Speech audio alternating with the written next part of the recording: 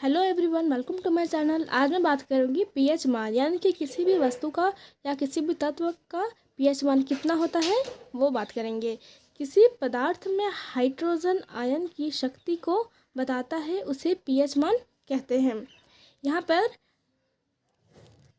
बताया हुआ है कि कितना से कितना अम्लीय होता है और कितना से क्षारीय होता है, यानी कि जो 7 पे होता है उसका उदासीन होता है। अगर किसी भी वस्तु या तत्व का पीएच वैल्यू 7 होगा तो वो ना अम्ल होगा और ना क्षारीय होगा। अगर 7 से कम होगा तो वो अम्लता होगा, और अगर उससे ज़्यादा है तो वो क्षारीय के कैटेगरी पे आएगा। अम्ल का पीएच मान 7 से कम, यानी कि 7 से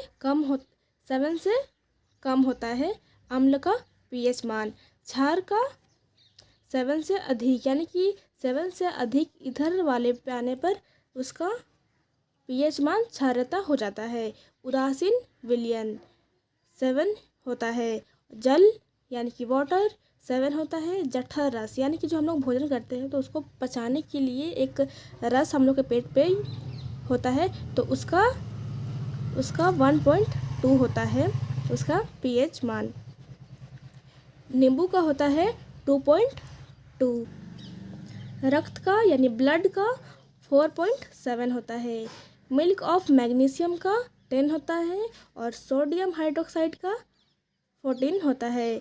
मिल्क यानी दूध यानी मिल्क का 6.4 होता है। सिरका यानी कि विनेगर का 3 होता है।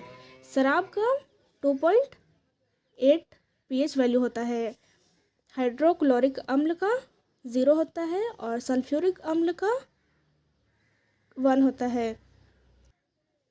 सोडा का पीएच वैल्यू 3 होता है। अचार का 3.5 से 3.9 तक होता है।